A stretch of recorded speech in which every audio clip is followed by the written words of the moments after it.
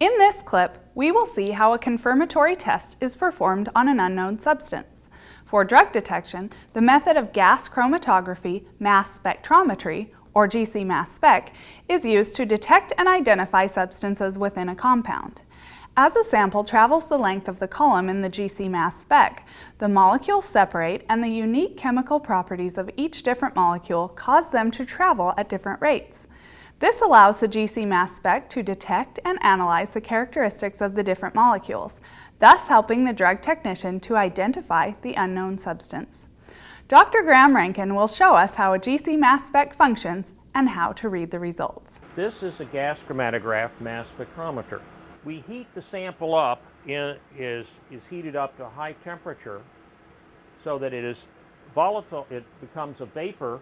The vapors are then separated, pass through this long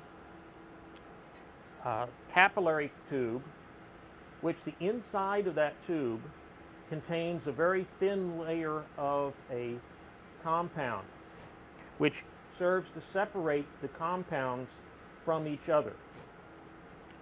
The inside diameter of this tube is smaller than a human hair, and it is almost 100 feet long, 30 meters.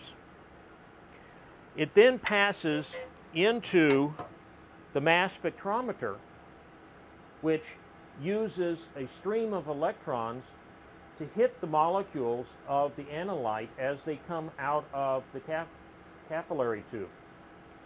This causes them to break into a number of different fragments depending on the chemical structure of the organic molecule.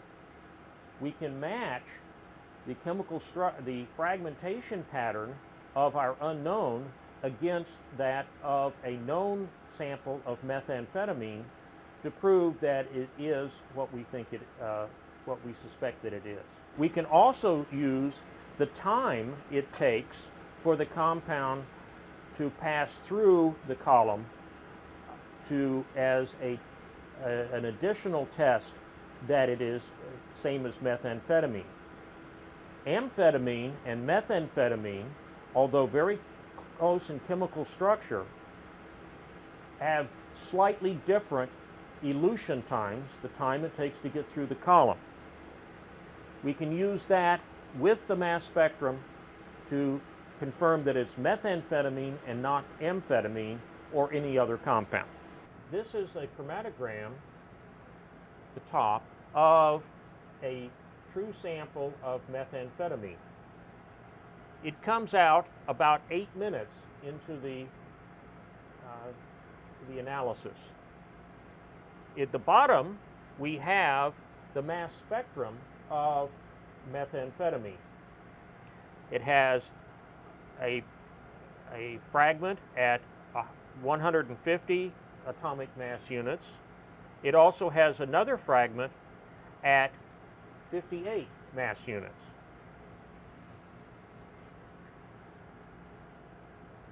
Aside from very small peaks out here that are unrelated to our standard, this is a clean sample. Here is our unknown.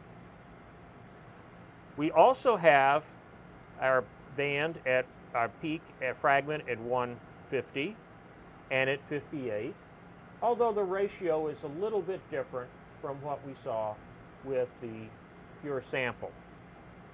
Some of this may be due to the amount of methamphetamine spectrometer.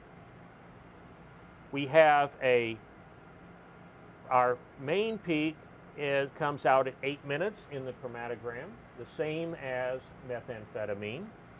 We also have another smaller peak here at 8.622 minutes, which may be related to some impurity or some adulterant that the person who made this sample added to the methamphetamine. We would have to do additional tests to determine what this second compound is. Based on the gas chromatograph mass spectrometer, we have confirmed that our compound, our unknown compound, contains methamphetamine. Now that the structure has been identified, the chemical structure is important information. This is the chemical structure for methamphetamine. Amphetamine is another group of the same class, which is very similar in structure, but does not have this final methyl group at its end. In place, it has a simple hydrogen atom. Methamphetamine is commonly made by an illicit or clandestine synthesis from a compound called ephedrine, or a very similar compound, pseudoephedrine. You may know pseudoephedrine was the active ingredient in the common cold medication Sudafed. Because of methamphetamine was being made starting out with Sudafed tablets, the drug company that makes them has changed its formula so that it no longer contains pseudoephedrine or ephedrine. The compound it does contain cannot be made into methamphetamine. Thank you for joining us as we learned about presumptive and confirmatory tests which are used in drug testing and analysis. Due to the frequency of the drug cases which appear in courtrooms, drug analysts are frequently called on to testify in court about the results of the tests they ran in their labs. They are able to confirm the identity of a substance, which typically affects the results of the case. Thanks to GCMS spec technology, drug testing has become more accurate and efficient.